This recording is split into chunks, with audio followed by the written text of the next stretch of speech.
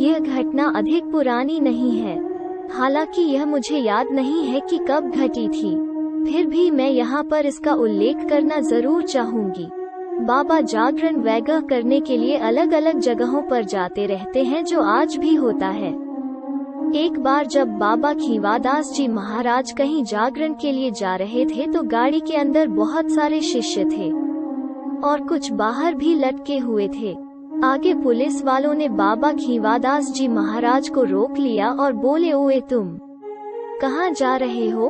बाबा बोले, जी हम तो साधु संत हैं, जागरण करने के लिए जा रहे हैं। तब पुलिस वाले बोले, कैसा साधु संत है तू, ढोंगी लगता है। अगर साधु संत है तो इस गाड़ी को बिना उसमें बैठे चला कर दिखा दे, हम मान जाएंगे। ऐसा कहकर सब हंसने लगे। उसके बाद स्वामी जी खीवादास जी महाराज ने कहा, चल रे मेरी गाड़ी तू क्यों खनाई, आजा। बस उसके बाद गाड़ी अपने आप ही सट हो गई। पुलिस वाले यह सब देखकर कांप गए, उनके दिल की धड़कनें बढ़ गई और वे बोले, मान गए महाराज, आप सच्चे संत हैं, आपको कोई नहीं रोक सकता। उसके बाद कभी भी पुलिस वालों ने उनकी गाड़ी को नहीं रोका। सांगलिया धुनी से जुड़ी है रहस्यमय स्टोरी। कुछ जानकार बताते हैं कि बहुत पुराने समय में जब सांगलिया धुनी की स्थापना नहीं हुई थी, तब यहाँ पर एक कुटिया थी जिसके अंदर बाबा लकड़दास जी महाराज तपस्या करते थे और वहीं पर पास ही एक फौजी का घर था, जहाँ से एक लड़की बाबा को रोज दूध देने के लिए आती थी। उस लड़की का पिता एक फौजी था।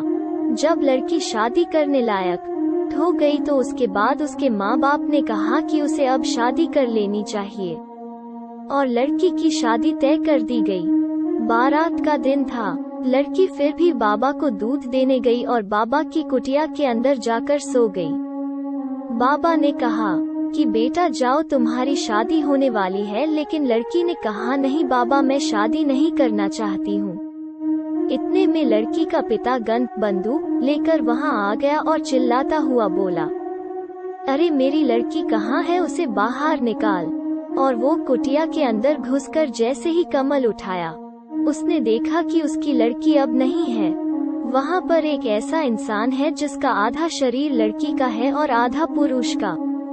यह देखकर फौजी कांप गया और बहुत अधिक डर गया। उसने पुलिस भी बुलाई लेकिन कुछ भी नहीं हुआ। कहा जाता है उसके बाद बाबा की धूनी को धूनी माता के नाम से पूजा जाने लगा। धूनी माता की वजह से ही सांगलिया अब काफी प्रसिद्ध हो चुका है और लगभग हर जगह के लोग यहाँ पर आते हैं। कुल मिलाकर मैं खुद कई बार यहाँ पर आ चुकी हूँ। सच में यहाँ आना अच्छा लगता है। यहाँ आपको एक अलग प्रकार का माहौल देखने को मिलेगा। मुझे लगता है ऐसा आपको कहीं पर भी देखने को नहीं मिलेगा।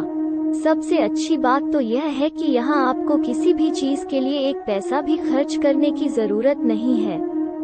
यदि आप धूनी माता के मंदिर में और बाकी मंदिरों में जाते हैं तो अपनी इच्छा से दान कर सकते हैं, जो वास्तव में सबसे बेस्ट है, और ऐसा करने में आपको अलग ही एहसास होगा। आश्रम के अंदर क्या है, जब आप आश्रम के अंदर प्रवेश करने वाले होंगे तो बाहर आपको कुछ दुकानें वगैरह मिल जाएंगी, आप वहां से कुछ प्रसाद ले सकते हैं। उसके बाद अंदर जाएंगे तो आपको अपने चप्पल जूते वहीं पर निकाल देना चाहिए, जैसा कि आप दूसरे मंदिरों में करते हैं। उसके बाद अंदर दरवाजे में प्रवेश करेंगे तो आपको वहां पर दाहिनी साइड के अंदर धूनी माता का मंदिर दिखेगा। वहां आप प्रसाद चढ़ा सकते हैं और अपने हाथ पर नाल बंधवा सकते हैं। और वहीं पर पास में आपको कई छोटे छोटे मंदिर मिल जाएंगे और इसके अलावा अलग अलग महाराज की समाधि भी बनी हुई है। उसके बाद जब हम बाहर की तरफ जाते हैं तो खाने का इंतजाम है, आप वहां पर खाना बनाकर खा सकते हैं। महिलाओं और पुरुषों के लिए अलग अलग स्नान की व्यवस्था है। इसके अलावा सांगलिया धूनी के पास 60 बीघा की जमीन है जिस पर खेती की जाती है। सांगलिया धूनी में हर भक्त की मनोकामना पूर्ण होती है। वहां पर जाने वाले भगत बताते हैं कि धूनी माता के पास आने वाले भगत की सुनवाई जल्दी हो जाती है। बहुत से भगतों ने इस बात का समर्थन भी किया और बताया कि किस तरह से माता ने उनकी समस्याओं को दूर कर दिया और आज वे हर तरह से खुश हैं। कई भगतों के काया कष्ट दूर हुए। इस बात का टेस्ट तो मैं खुद भी कर चुकी हूँ। यहाँ पर मैंने देखा है कि असाध्य रोग, बांझपन, पारिवारिक समस्याओं से ग्रसित, सामाजिक बहिष्कृत लोगों, जादू टोने के नाम से ठगे गए लोगों, नौकरी के लिए भटक रहे लोगों को, जिनकी पूर्ण आस्था है, समस्याएं तुरंत दूर हो जाती हैं। धुनी माता वास्तव में किसी चमत्कार से कम नहीं है।